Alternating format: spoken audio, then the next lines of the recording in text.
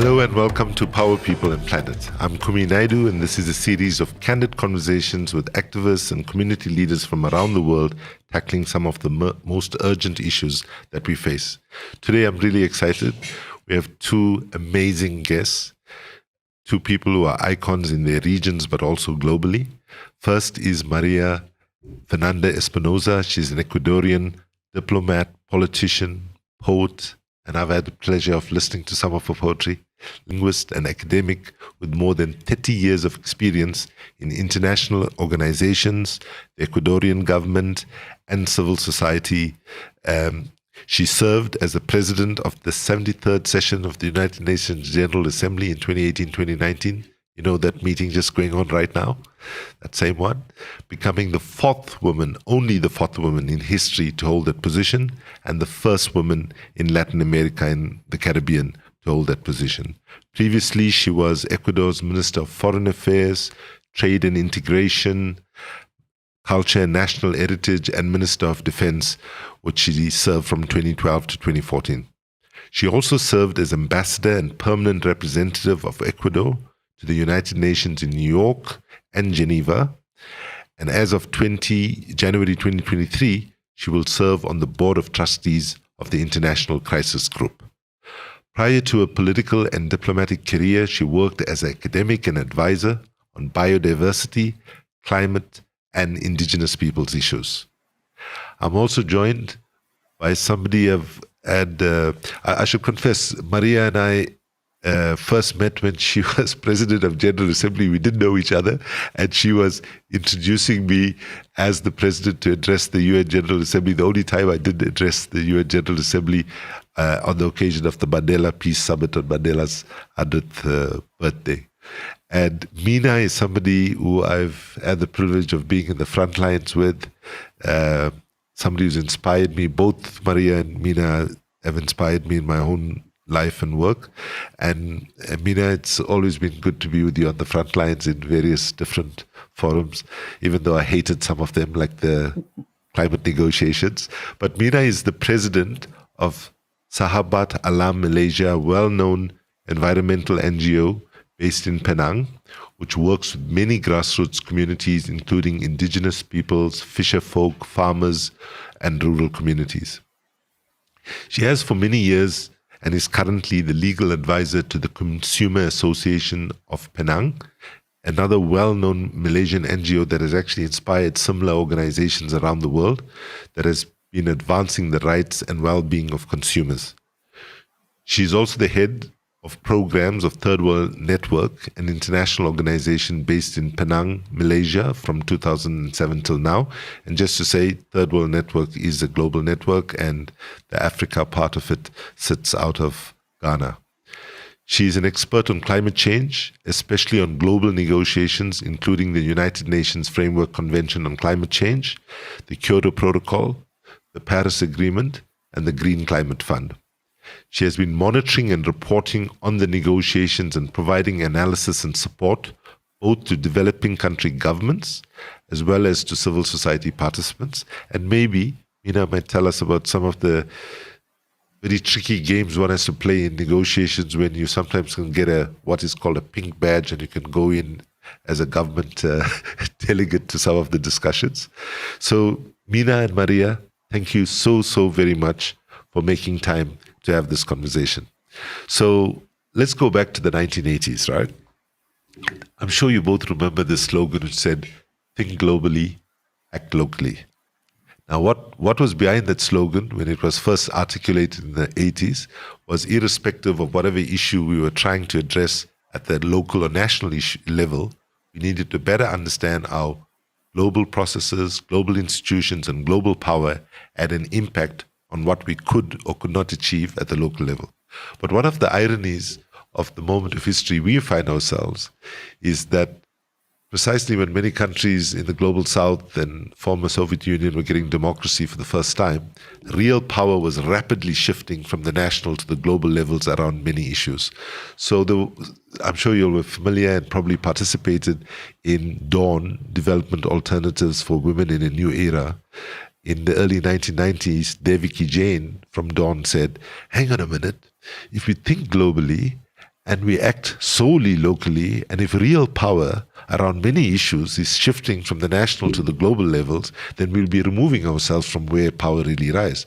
And she said, maybe we should turn that slogan upside down and think locally in terms of what our needs are and act globally if that's where power really resides. I think, and I hope you agree, that it's not a question of one or the other. We have to act locally, provincially, nationally, and globally. And we have to do both.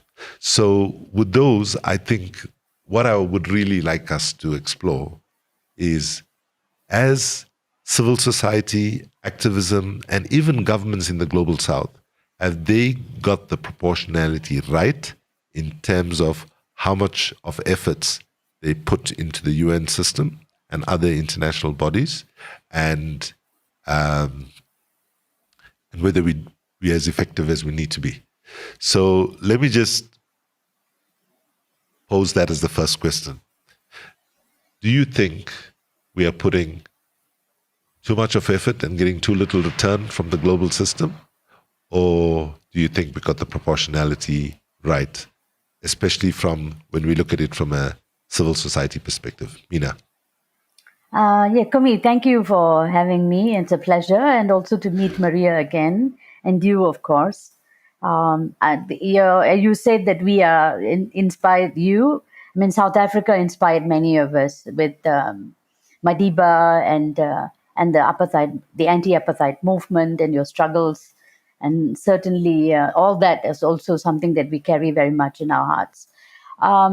Coming to your question, I think you're totally right in the sense that many of us who were working on the local front lines, whether we were fighting the expansion of dams, if you recall, suddenly dams were coming everywhere, indigenous peoples were being displaced, and we were having to respond like firefighting, on these dam projects. And then when we began to investigate, we found that a lot of it was actually due to World Bank funding, and the World Bank was pushing this down our throats. Similarly, with deforestation, we all were fighting, particularly from Malaysia, for instance, on the front lines of indigenous people's struggles with the timber, rapacious destruction of rainforests and so on.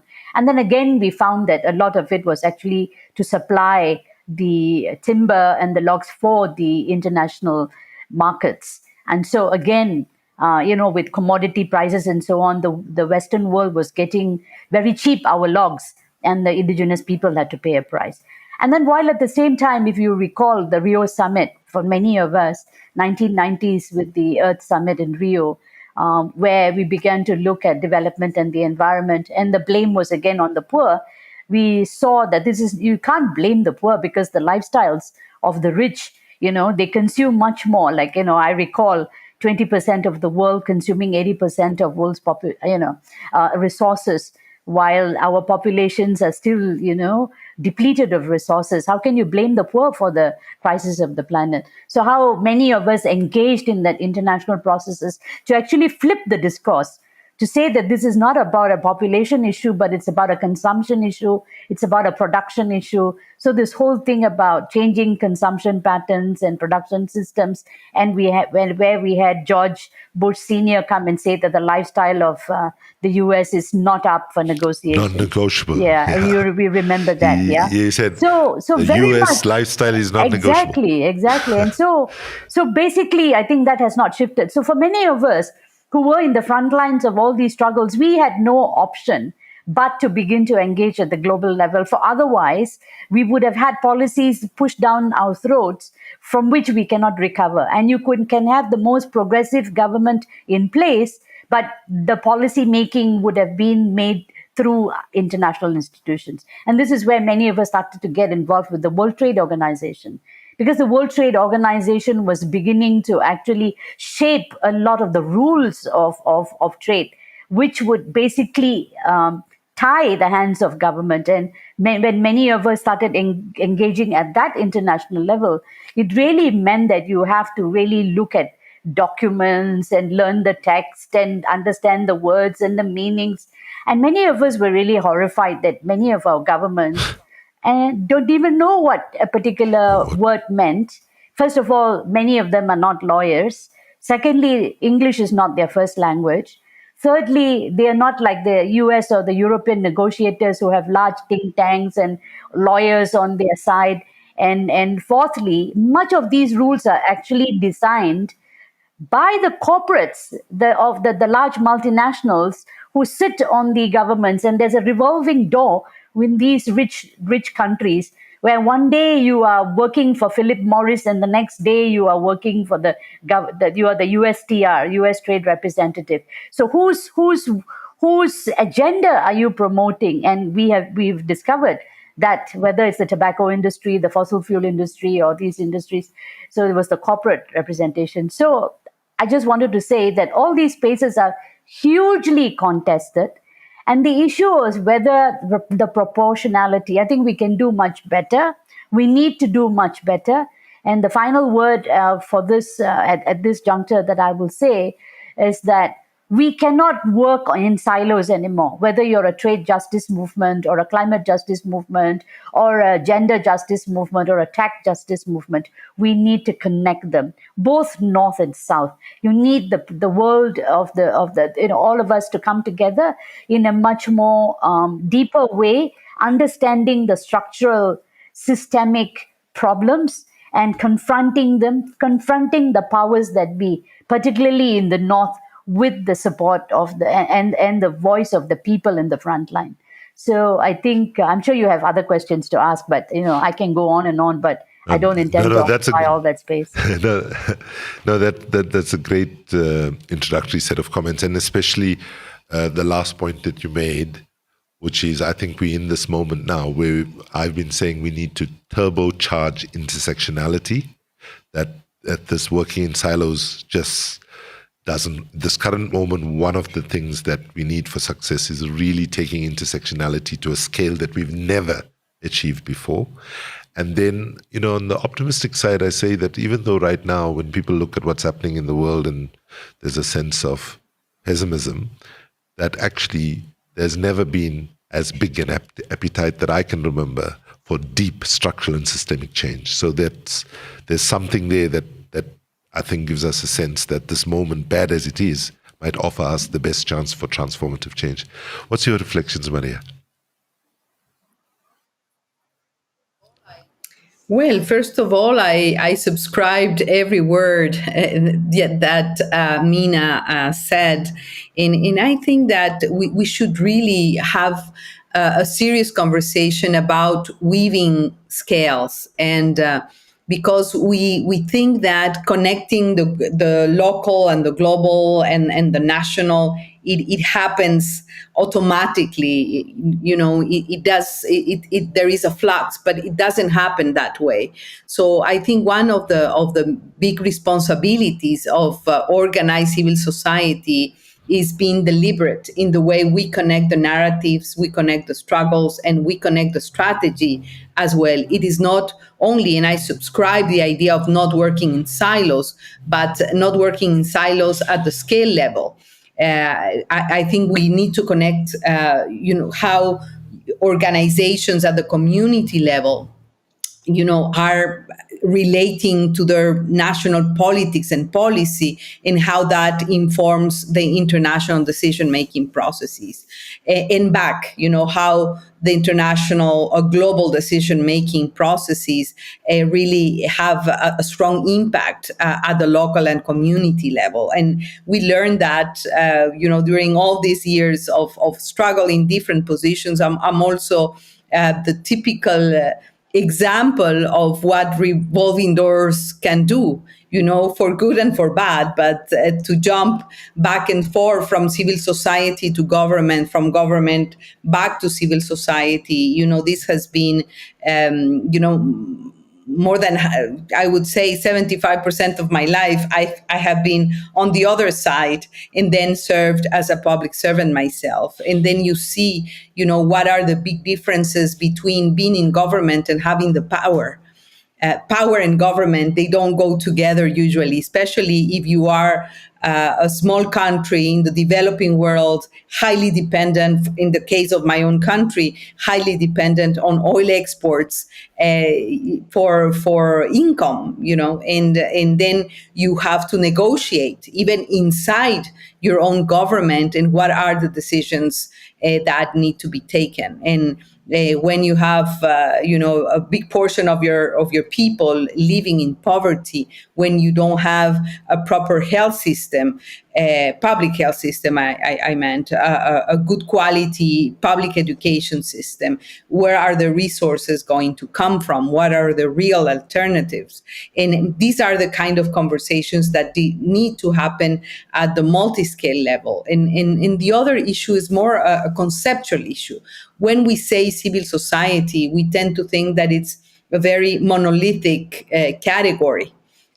And when you say, Kumi, we need to turbocharge intersectionality, I cannot agree more. We need to work across themes, but we also need to understand that the actors are different, that they represent different constituencies, that they are diverse. I have had the privilege to work side by side indigenous peoples for decades.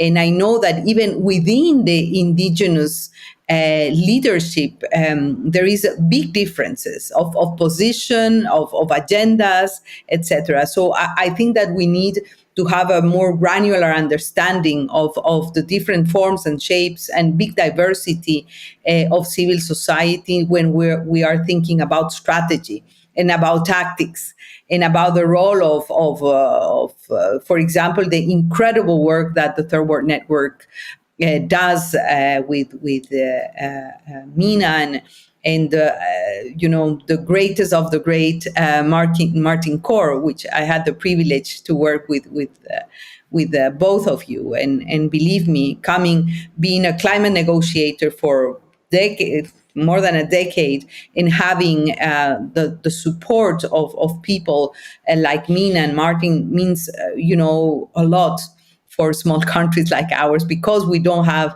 as Meena said, the infrastructure so we can take informed decisions and we can bring a more collective voice and power to international negotiations. So it's not really an easy fix. I always say that the climate crisis, the extinction crisis, the debt crisis, the current triple crisis of food, energy, and debt for developing countries, it's really not the problem. These are symptoms of a greater dysfunction of the system. And I think I agree with you, Kumi, when you said I can feel a great appetite for more profound and structural changes. And perhaps that is the kind of conversation we should be having. So I want to come back to now. the question of the system is not working and the system is broken. And let's talk about that in a second. But I just want to make a reflection. I don't think revolving door in itself is a problem where people move between different sectors. And I don't think that's what Meena was saying. I mean, your example of somebody moving from NGOs into government and back, in fact, I think that nourishes governance and society, provided there's transparency. How you got the job in government is clear. There's no, questions about it. What I think is a problem when people hold the highest positions in the corporate sector for a particular corporate entity and then take on positions in government where they are now in the highest levels of the regulatory authority, the regulatory power over the very same industries from where they came from. And that, I think, the United States in particular, and and not to say that this has not happened in other countries, has allowed to happen on a rampant scale. So let's talk about the question then, Maria, that you raise about what about the system is not working, right? So let's talk about the UN as a system first, right? During the Rio Plus 10 summit in Johannesburg, Kofi Annan said, the problem with the UN governance is that it's stuck in the geopolitics of 1945, right? I mean, countries who have, for example, why should the UK and France have a veto today? I mean, there has been superpowers. They, you know, might have been colonial hegemons when the UN was being formed, but today, population size, you know, not the biggest populace, unless you say they must be rewarded because they are holders of nuclear power. Then by that definition, then you have to have India, Pakistan, Israel, North Korea, and so on the Security Council. I'm just being provocative here because I put it to you, the UN system and the international governance system suffers from four deficits: a democracy deficit, a legitimacy deficit, a coherence deficit, and ultimately an accountability deficit. And much as if the UN and the system didn't exist, we'd have to create it. But let's agree that the system right now is not equitable and not serving the interests of the majority of people in the world. Maria, do you want to respond to that? First of all, I cannot agree more with you on the deficits of the system, and when the charter was designed and approved 77 years ago, the international geopolitics were dramatically different. Just let's think that when the charter was signed, the signatories were 51 countries, and now we have 193 countries, thanks to the decolonization process and other factors. But just the numbers, I think, that speak by themselves. Just a little bit to derail the question and the conversation about revolving doors, because I think it's very important. I think what Meena meant is the issue of conflict of interest, and which is very clear. You are here, and then you serve as a public servant, not to represent the common good and service to the people of your country, but to represent some corporate particular interest. And that happens, everywhere, unfortunately. And we should be very careful, and also to start rethinking about the theory. The theory of the elites, in a way, the anthropology of the elites, and how they work for good and bad, and I think that's one of the themes that are out there, and perhaps they need to, more reflection around that. And regarding your question on the UN, the assessment cannot be more accurate. And since I remember, which has been a long time since I worked for IUCN, a long time ago in my previous life, I remember saying, listening that the UN is in the process of reform.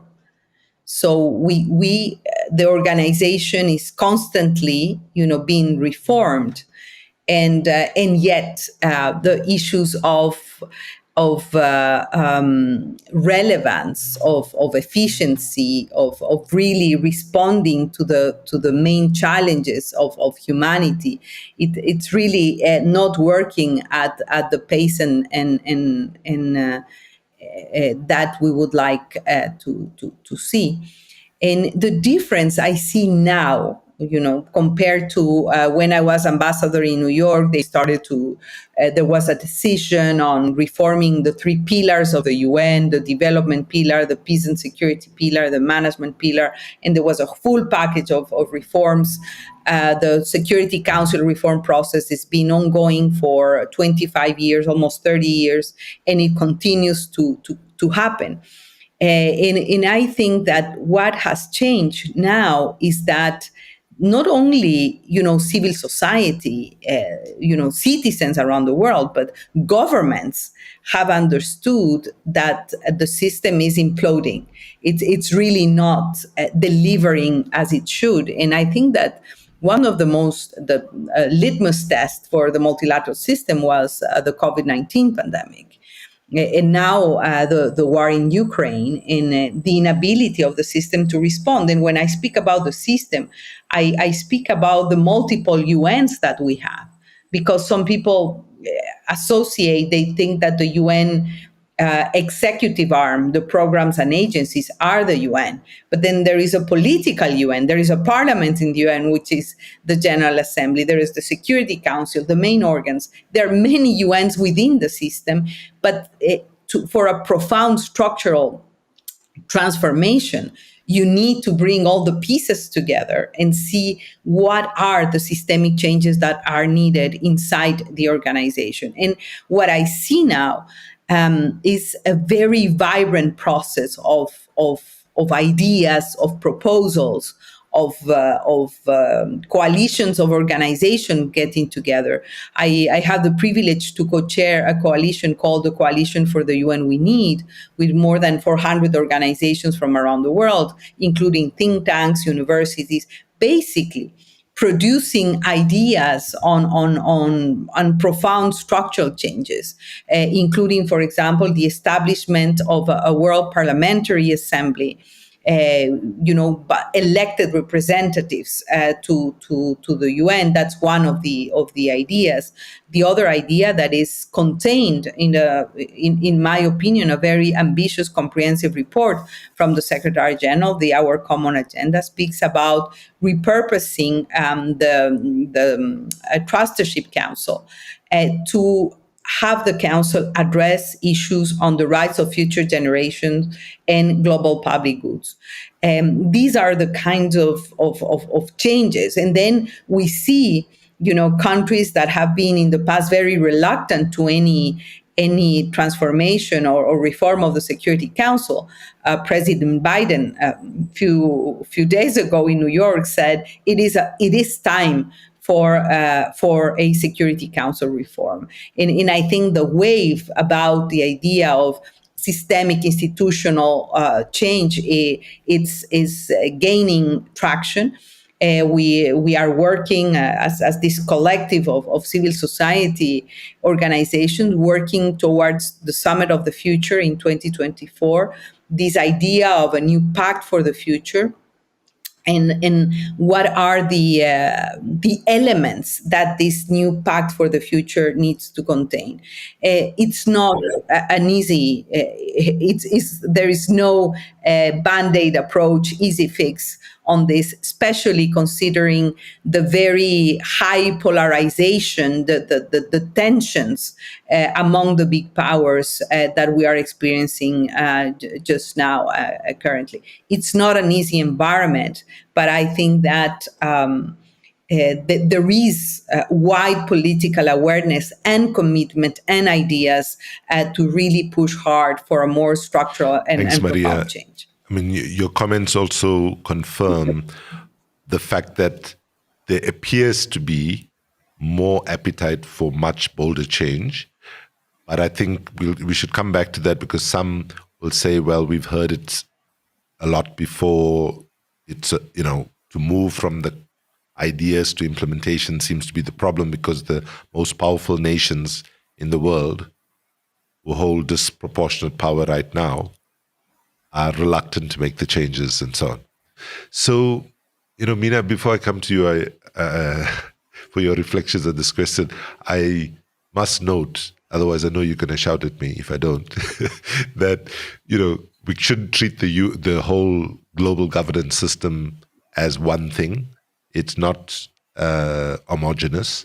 I mean, the World Bank and the IMF, I remember one of the first things I heard Martin Kor say when I heard him speak at the UN General Assembly representing civil society more than 2 decades ago. And I was just very young myself then in the global activism, and he said, the IMF and the World Bank is governed by $1, one vote, just simply that. And he said, the UN, warts and all, still offers us greater possibility of maneuver to advance economic justice, social justice, gender justice, and so on. Your reflections, Meena? Thank you for recalling what Martin mentioned. And I think that's really spot on. And it's still very relevant today. As bad as the UN may be in some parts of the UN, but if you look at civil society, when we look at rights-based approaches, we rely on the UN, the United Nations, Indigenous Peoples, Declaration, the ILO, all the rights-based approaches came from the UN. It didn't come from the World Bank. It didn't come from the IMF. So I do think that that the issue really is that, over the years, when we look at the whole globalization process, and I think what we need to really assess is that the Bretton Woods, which is the World Bank, the IMF, the WTO, the World Trade Organization, and what you see happening, and now, of course, you have the free trade agreements, and the World Intellectual Property Organization, where everything from intellectual property, this whole COVID pandemic exposed the huge inequities that we saw. And they can't even, agree. The world could not agree. The rich powers that be could not agree that you need to actually relax intellectual property over COVID vaccines when human beings were dying. Now, what more will it take? So if you look at the way these institutions actually came into being, not the United Nations, but the WIPO, the World Trade Organization, the World Bank, and the IMF.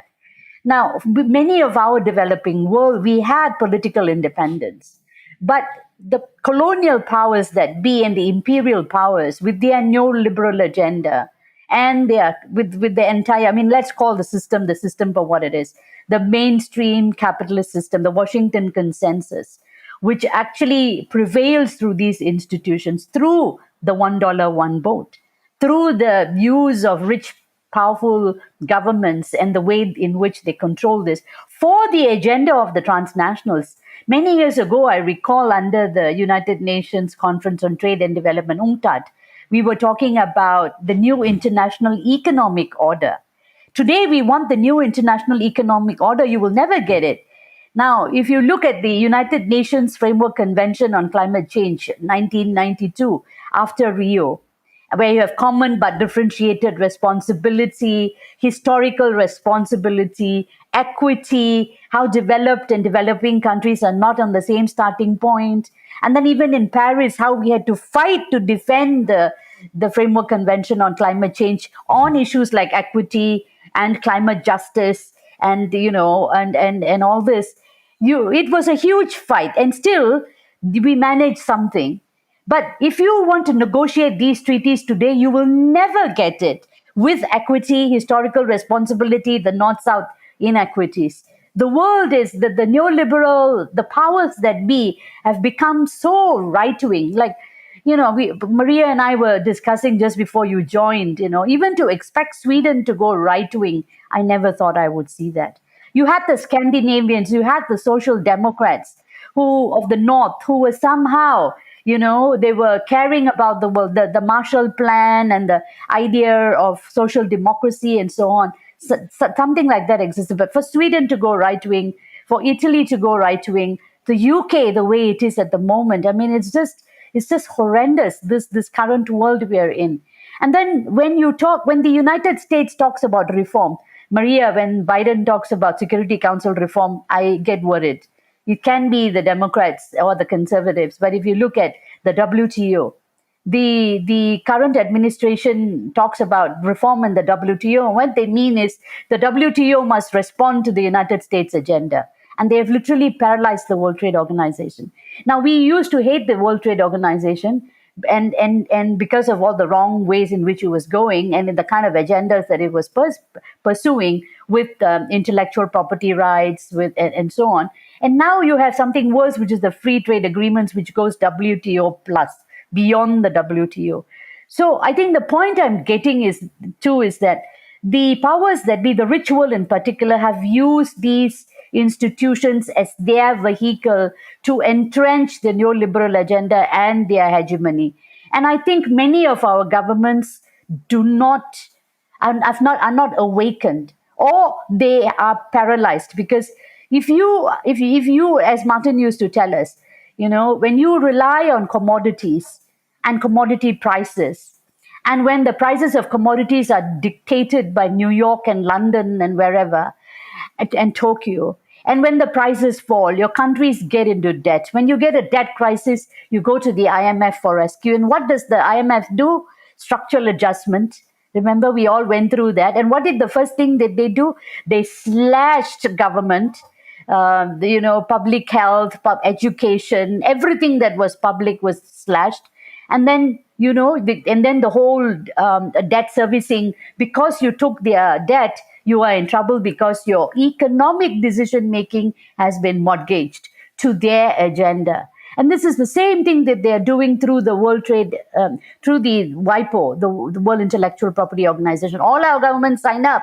And the more you do that, the technical assistance which comes, they are reshaping your intellectual property laws so that you give monopoly rights to the big corporates.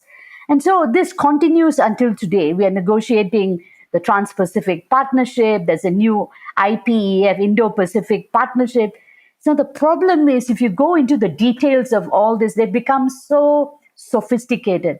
And when we begin to explain to our politicians how dangerous these trade agreements are, they look back at us and they say, surely our governments can't be so stupid. Surely our governments know better. But then I tell you, Kumi and Maria, when we look at the text of these things, that's why when you go into the devil is really in the details.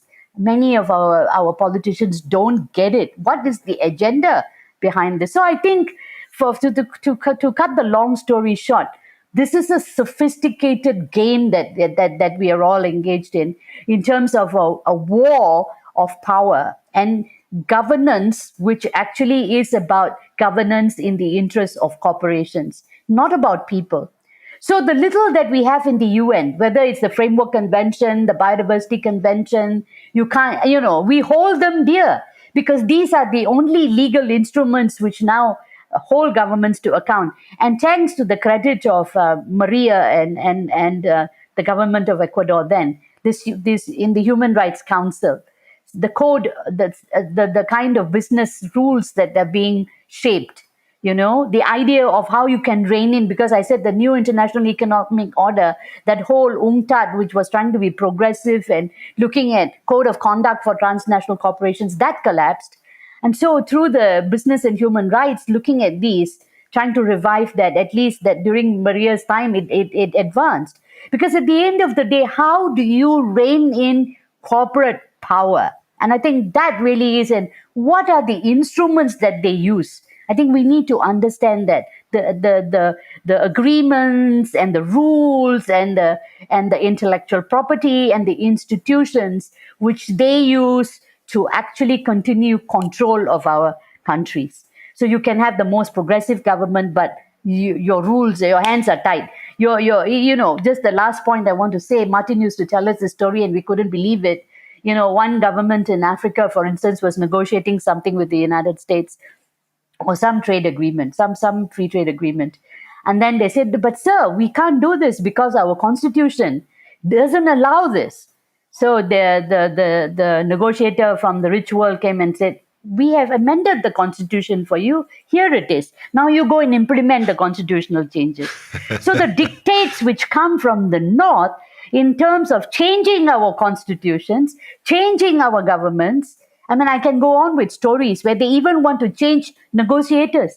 In Paris, we've had a hard fight with the like-minded developing countries. Malaysia at that time was championing this, and it was one of our colleagues who was leading that fight. The US did not like our negotiator for what? Because he was, it's not just him, but he was representing the interests of the developing world. But the US said, no, you cannot have anybody smart like this. Then went to our minister and said, please remove him. And they tried to do it. Luckily, they did not manage it because we all intervened. But that's what they do. Even in the Biodiversity Convention and all that, when they have their agenda being, we see through their agenda, we have governments fighting, we have negotiators who want alternative tax. They said, sorry, we have to call capitals, and then we have to remove you because you're not in our agenda. So, I mean, this is what we are at. Sadly, Meena, I can confirm from my observation and participation in various global UN summits and other WTO and climate negotiations that these things happen very visibly, actually. It's almost in your face. But I just wanted to take us back a little bit, right? And that is, if you look after the 1997 Asian financial crisis, the president of the World Bank, Bill Clinton was president still then, Secretary General of the UN, all said the world needs a new international financial architecture. It was recognized then in 1997 that it was completely broken, right? Then 2008, 2009 happens, the global financial crisis, another sort of warning signal. But the moment the problem was band-aided, it was business as usual. And then when COVID happened, I remember being on a panel with Mary Robinson and Mary saying, this time they won't get away with it. There has to be deep structural and systemic change to address what COVID has revealed. And I said to Mary, I hope you're right. But if I had 50 pounds and I had to bet, will we get it right this time or not, I would bet that the powers that be will hold back change. So in a sense, Maria, that comment connects us to, yes, there are good ideas, both in civil society and progressive governments and even some enlightened elements of business sometimes, about the critical need for us to make big changes very, very fast, given the climate clock that's ticking. But what gives you both optimism that this moment is different? And what would it take for us to get the power, mobilize the power that needs to be mobilized to make sure that this time we go beyond good proposals to implementation, especially with, for example, the question of UN reform, also World Bank, IMF reform, and so on. Over to you, Maria. On one side, there are this myriad of very creative ideas on the table. There is a lot of global conversation about how to improve the global system, including not only the UN system, but also the current financial institutional framework. So there is lots of vibrant conversations. Your question about how to make it happen, I would say that, and some people say, oh, we need the political will. And yes, we need the political will, but I am more optimistic when I see the power or the transformational power of a strong collective leadership. Of the capacity of building shared narratives, but shared narratives together with strategies, together with specific tactics, alliances that are cross-sectoral alliances. So it's not about these illuminated leaders that are going to change the world. It is about the numbers, the numbers of people that are unhappy with the system that we have. And that includes some governments as well. And let me give you a very small example, but it's a little bit of a symptom that something is changing. There are a series of dialogues now that have started to prepare for the Summit of the Future, to follow the implementation of Our Common Agenda, a reform report, etc.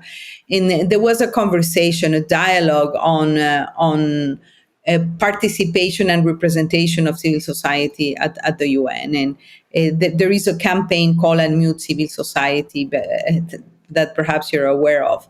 And basically what we saw, and I saw in a very important way, civil society organizations sitting at the same table as many governments, supporting the idea of unmuting civil society and what are the spaces for civil society to make the difference in intergovernmental negotiations. And people as experienced as Meena, you see that there are differences in the space and voice that civil society can have. Even some of the think tanks are more influential than others, etc. But what I see is a conversation going on about how to connect the issue of civil society participation, the issue of legitimacy, of representation, and of efficiency of the system, going back to the 4 or 5 deficits you outlined at the beginning, Kumi. But basically, what we see is now this cross-sectoral dialogue happening. There are many fears from some sectors of civil society saying, the power of the corporate sector, and it's an uneven power balance when you speak about non-state actors. But I think we need to come to grips on the fundamentals, on the base. Go back to the basics. I mean, what is that we need and want? And I think that goes to the very basic, even self-preservation instinct that humans are not exercising. Meena gave the perfect example when we were all dying because of COVID. Greed was put on top of everything else. Who cares? But we will not give in on the intellectual property rights on vaccines, for example. And if vaccines are out there, then vaccine hoarding has to happen. I have to have 10 vaccines per person in my country because I have the money to pay, and I can make bilateral deals with companies regardless of the COVAX multilateral facility, etc. On the climate front is the same thing. We're not exercising, our self-preservation instinct. And these are the fundamental things that have to bring us together as humans in a way. And of course, the ideological divide is important. I'm totally with Meena, but we have, when we speak about these potential new social contract or social contracts in plural, we need to start, filtering what are the fundamentals that are going to ensure, self-preservation, and not self-preservation, but self-preservation with dignity, and with a minimum standard of equality, because we know that the inequalities gap has increased in a way that really hurts, because the number of people that are disenfranchised, that do not have a future, that are completely out of the system, are increasing by the hundreds and the thousands every year, and we are responsible for that. We're all responsible, of course. Some are more responsible than others. Common but differentiated responsibilities, as the Climate Convention clearly states. So, thank you very much, Maria, for that, because that reminds us about the complexity, in a way, of the moment that we find ourselves. Because on the one hand, ideally, this convergence of crises, boiling point, perfect storm moment that we're in should move us to sanity and to recognize that only if rich and poor countries act together, for example, will we be able to get a situation where we can secure all our children's futures. Right now, the competitive nature, and I think, the vaccine apartheid that we saw showed us that actually, when push comes to shove, people in the global south will be sold down the tube, right? We will be abandoned and so on. And when we look at the climate crisis, what's desperately difficult about that is that the people that are paying the first and most brutal price are the ones that have contributed least to the problem. In fact, it is our brothers and sisters in the global north and their government's leadership that led to overconsumption, overdepletion of everything, and so on. So within this context, I want to raise a bit of a difficult question, right? And that is, it is now largely accepted that some of our most well-known and well-respected NGOs, international NGOs, some of whom I've worked for, must concede that they are deeply structurally racist, right? In the sense that they still carry the identities, the values, the staffing, everything looks like, none of our international NGOs look like how the world looks like, right, on the one hand. But then I put it to you that when we look at the UN system, the World Bank, the IMF, and so on, aren't these institutions also overtly and fundamentally structurally racist? And therefore, by that I mean who controls the decision making, who controls on every levels, from budgets and so on. So the question that I want to pose is, are the right voices from civil society, and Maria, you can reflect on it from somebody who's also been on both sides, but I'd like you to reflect on this question as when you were in the UN system, for example, when you engaged with civil society, were the right kinds of voices of civil society engaging with you from your experience? What I'm saying by that is that quite often the sense we have is that, yes, there's a lot of engagement, but quite often voices from the global south, for example, are very, very marginalized. Meena, can I come to you first and then come to Maria after that on this question? Yeah, sure. I think it's a very important question, but I wanted to reflect on this race issue as well. Racist, and you're talking about institutional racism as well. But I must tell you, Kumi, there is a racist. We have to look at the racist issue, but we also have to look at the mindset, the class issue. I was about to say that, the class issue as well.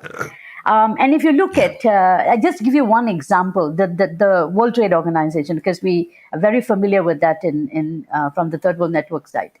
What the previous director generals could not deliver was delivered by a Nigerian director general, a woman, and that from Nigeria. Now, you can Google her name. I can never get her name right exactly. Yeah. Ngozi. But you see, Ngozi. It was very untransparent. It was very manipulated. And we were, someone who you would have thought would have represented the interest of the South did not represent the interest of the South. So for me, that it's not just about race, or it's about class, and it's also about where our people of the South are educated. And this brings me to the issue of the colonial mindset. Many of our, we talked about all these institutions, but and the paradigm that is shaped. Many of our institutions, our education systems, our elite are actually educated in the North, and the West is fantastic. They have done it. They, what was that? What's that famous book? Black Skin, White Masks. Yeah. Who wrote that again? I forgot. Come on. I mean, I'm getting old, and it'll come back to me. So this whole issue. Frantz Fanon? Frantz Fanon. Wasn't yes. that Frantz Fanon? Yes, it was Frantz Fanon. You think you have the right people with the right color, but no, it's not there. Look at the Chancellor in the UK right now. I mean, it's a Nigerian. Oh, sorry, where is he from? He's from Africa, right? He's a Chancellor, but he's a Brit. So, and I don't think it's just about color as well, but it is important. The racism is very connected to colonialism, very deeply connected to the kind of people that are shaped in terms of their mindset. So coming back to your question, are the right people at the table? So for me, the issue really is that we have to have the right people at the table, but what does that mean? And what is the responsibility that brings? And civil society still, by and large, like if I just take the UNFCCC space, we had just a huge discussion. We had the Climate Action Network and we had the Demand Climate Justice Network. For the longest time, when the Climate Action Network was actually launched, it had a lot of progressive civil society, both from the North and the South, Friends of the Earth and Greenpeace and all the big logos, but very progressive at that time. Even some of us were in there. But after a while, many of us left that space because it began to do more technical stuff, because it was all about Kyoto. And then we left that space. And that space was actually hijacked by much more conservation-oriented NGOs who had no idea about, colonialism, slavery, inequality, justice, nothing. So they came with a very, very conservative agenda. And good people, because it's about the environment, it's about the panda. It was not about the people, though, because they didn't understand that. So I think we lost that space, and we had to come back and reclaim. So today, I mean, just a few months, just last month, we had a huge meeting of the leadership of CAN and the Demand Climate Justice, and we were analyzing the more that the southern progressive voices are out there, are in there, who are able to do this, the better it would be. And I think this is where our challenge is, because a lot of us are not resourced. Because if you're radical like this, Kumi, nobody's going to fund you, as you know. You know, the last thing in the world, your own governments make it hard for you. They don't not only fund you, they make it very difficult. Like, you know, the environmental rights defenders, we are put in jail because we're protecting the forest. I mean, you know, we're dealing with governments like that as well. And so at the international level, so we have to engage. We need to actually have a lot more resources and capacity. We need to really pass on that. Many of us are, like in my own organization in Third World Network, where's the next generation? You know, Kumi, you are gone, I am gone, Maria gone. Who's going to, you know, not that we are the only people in the world, but I think that there is really a lot that we need to do in terms of making sure that the right people are there. We have to make it happen. And so none of this comes easy, but it's about struggle that we continue to struggle with. And the last point I want to make is that what is it that is the moment that change? I think the collapse is also, I mean, it's not only in the South. The South, of course. The one thing about the South, Kumi, our poor people, you know, either they're Have used resilience. the resilience, and they're also very used to dying.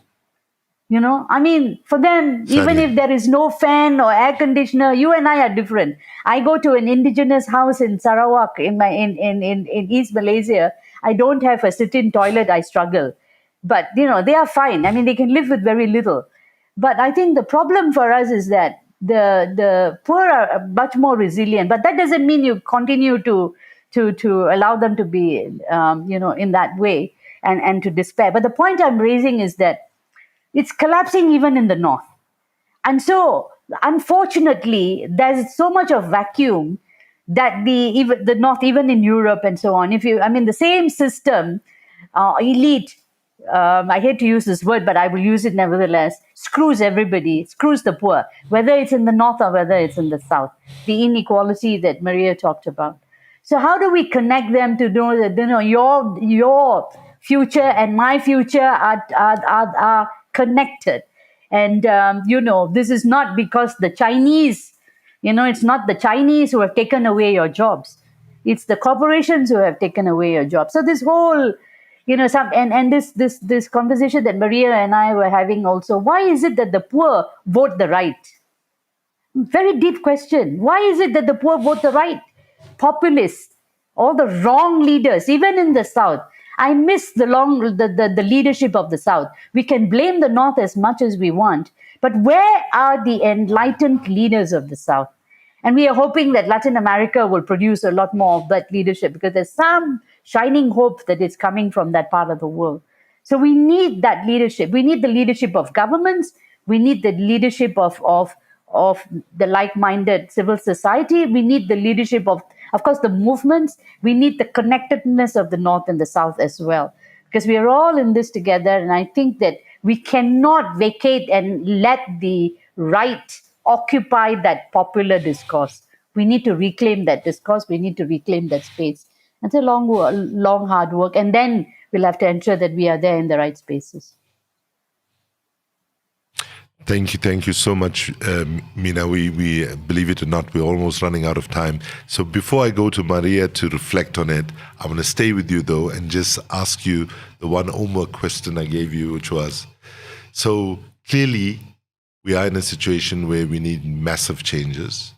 Clearly there needs to be a different kind of mobilization, and we need to try to rebuild the broken commitment between governments and people at the national level, but also at the global level.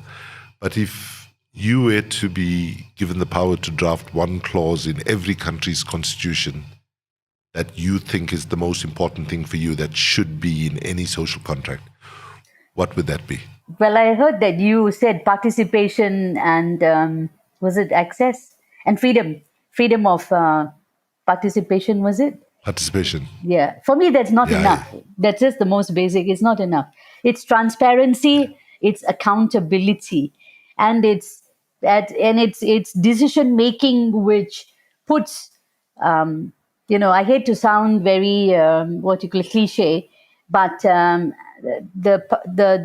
interest of the vast majority of the poor and the planet ahead of corporates. I think that really is what we need to see. At the end of the day, we need all of us that kind of transparency, accountability, and representation. Who are we speaking for? Are we speaking for the rich or are we speaking for the poor? And I think that's really important. If I were to summarize your clause in few words, it'll be people before profit, I guess. Yeah. Yeah, in a short way. Thank you so much, Meena. Coming to you, Maria, give your further your reflections on the earlier conversation, and then conclude with your clause in the social contract. What would that be? Well, I think that our world is marked by complexity, and I think that we should, take responsibility for that complexity in a way. Responsibility in terms of redesigning the narrative. I think words matter. When we say, civil society participation, well, who do civil society represent? What is the agenda? Who do we need to have at the table? In really unravel what the term civil society means. The same goes when we say the global south. The world is not, the poor people, disenfranchised people, rightsless people, live in all parts of the world today, unfortunately. And when we say the global south, the BRICS are the global south, or what is the model, and sometimes we tend to essentialize the global south as that's where the good comes, and it's really more complex than that, and I think that to be assertive, to understand what our collective strategy for our theory of change has to be. We need to bring in this complexity, and to be more granular in the ways we act in a very modest way, as a citizen like myself, as a head of the Third World Network, or as an voice of influence like yours, Kumi. But we need to understand what the context is to be more assertive, to rethink. I come again to this, the theory of the elites, the anthropology, the ethnography of the elites, in how not to just ignore them, but just how to deal and negotiate dissent and struggle with the elites, because they're not going to stop to exist because we want. It doesn't happen, unfortunately. Reality is like that, and so there is no, again, like a band-aid approach to the multiple pains that the world is suffering. And that's why I am coming back to this idea of what are the fundamentals, the self-preservation fundamentals that we need to bring in. And here I perhaps end by saying, what would be the clause in this social contract? I would like to use words of a great friend and mentor of ours, perhaps, at least for me, Kumi, which is Harsh Mandal. He taught me, at least, the power of radical love. The theory of change has to have an umbrella of radical love for humankind, and radical love for nature. This would allow, there is no social contract again, with 10 ticking the boxes menu. It's about reconciling as a species, and reconciling with nature. Perhaps the crisis is so profound and so destructive that we need a moment of reconciliation and a moment of radical love. And this perhaps may sound, naive because there are so many structural determinants, but it boils down to that, how to mend, how to restore the broken relationship between politics, the economy, nature and rights, and a human dignity-centered kind of theory of change under, the idea of radical love.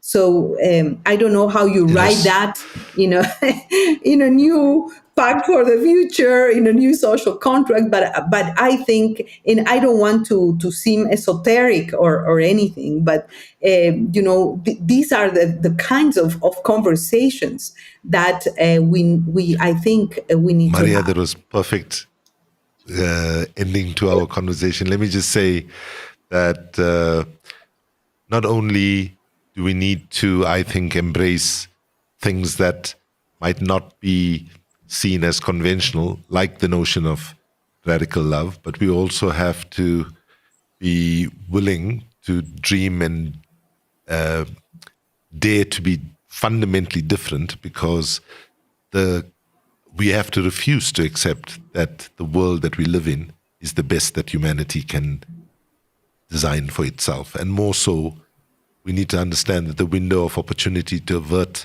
even a worse climate crisis is narrow and closing. So to the people that are listening and viewing this conversation, each of you will need to make your own decisions about where you put your energies, whether you want to work at the local level, national level, or global level. But it's not that any of us are making a value judgment about one is being more important than the other. But with regard to the level of global engagement, you will need to make your own judgment about how you participate, if you participate, whether you participate through others. But I think overall, we want to see those people that are in the front lines of different struggles having the voices at the global level as much as possible, and it not being mediated through voices of privilege. In closing this conversation, I didn't plan to do this, but I want to, with your permission, actually dedicate this podcast to two people who I think we all hold in very, very high regard, and many young activists might not know of them, but they should know about them because they are amongst the most inspirational that we've had. So I'd like to dedicate this podcast firstly to Ashmanda, an activist from India, homeless activist, a person who stood up against Islamophobia and so on, and who, in the same way as he inspired you, Maria, he has inspired me and given me a lot of strength for the struggles that I have to deal with right now. And lastly, the second person is somebody who I used to love whenever I was in meetings with him at the UN, or, this important people meetings, as I used to call it. I used to always, sometimes people introduce themselves and say, I'm the chief economist of the World Bank. And I used to enjoy saying, oh, by the way, meet Martin Koh. He's the chief economist of the global economic justice movement. And I'd like to close this episode by paying deep tribute to Martin Koh for all that he contributed when he was with us, and to Ashmanda, who continues to fight the good fight in India. So for those of you who've been watching, please share. I don't know, all those things you have to do, like and so on. Please spread the word, share this podcast widely, and do send us any comments that you have. Thank you very much once again to Maria and to Meena for not just being on this podcast, but for a lifetime of contribution to justice, equity, and peace. Thank you so much for all that you've done, and all that I know you will still do, because the struggle for justice is a marathon, not a sprint. Thank you so much.